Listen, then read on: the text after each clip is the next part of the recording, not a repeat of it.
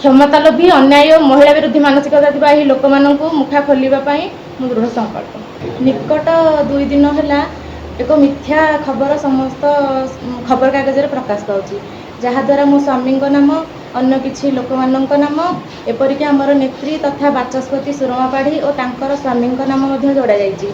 एहार सत्यासत्य जणाइबा पई मु आज बाध्य होई प्रेस मीट डाकिबाकू जाइछि।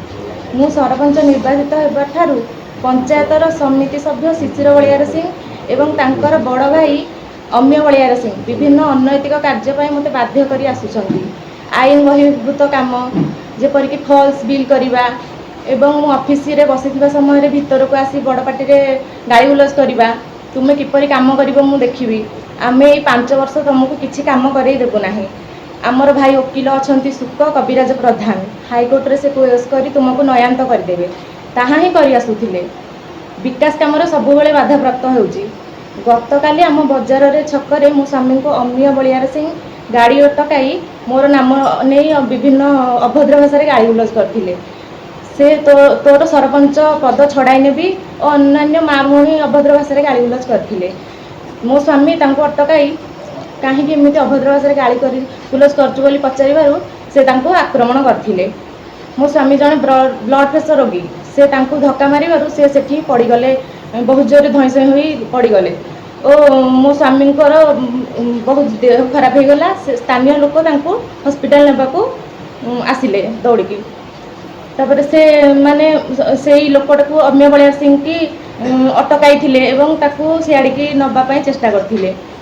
सी से आहुरी मध्य माड़ी आसिकी चढ़ी ऊपर बाड़ेबाकू चेष्टा करथिला। मो स्वामी अवस्था गुरुतर हेबारु से तांको चांदपुर हॉस्पिटल को स्थानांतरित करथिले। एही भली चोर मुह टाण करी निजर दोष को लुचाइबाकू जाई से थाना रे मिथ्या अभियोग एतला देइछंती। से समय मु मध्य सेठारे नथिली। माड़ खाइथिबा मो स्वामी को स्थानीय लोक माने उद्धार करथिले। एहा पर मु आश्चर्य होइछि जे मो ना मो स्वामी को ना और अन्य किछि जणाशुना बीजेपी दलंगर ना जोड़ी एफआईआर करछंती। मान्यवर बाचस्पति 16 तारिख घटना रे नजर करंतु। संध्यारे से जयदेव भवन ठारे अटल जी श्राद्ध जहाँकि राज्य सरकार साहित्य एकाडेमी द्वारा आयोजित कराइथिला, ताहार मुख्य अतिथि भाव से जोग देइथिले। से तांको नाम को जोड़िबा सहित तांको स्वामी नाम को मध्य जोड़िछंती। से माने मान्यवर बाचस्पति पद और सम्मान हानि करिछंती। लोकों को मिथ्या प्रलोभन देखाई टंका मागिबा, जेपरिक फॉल्स बिल करिबा, लोक मानक मध्य कलिगोल पुराई गंडगोल करिबा, अनैतिक काम भाई वकील कविराज प्रधान सबु बेले साहाय्य करि आछंती। लोकों को सबु बेले कहउछंती मु तुमको नाली कोठा देखैदेबी। मु जने महिला सरपंच, मो ऊपर को माड़ी आसीबा, जेमिति धमक देबा, कागज छड़ाई नेबा भली काम सब बेले से करि आछंती। मु भयभीत होई ऑफिस रे काम करछि। सबु बेले से मते विरोध करछंती आ राज्य रास्ता रे मो स्वामी सम्मान हानि करछंती। एहा थरे नुहे बारंबार कहि आछंती। मु आपण मानन कहबाकू चाहे जे जदि एथुरे विरोधी न रहंती तेबे मु निश्चय सेही मानक ऊपर मानहानि मकदमा करिवि।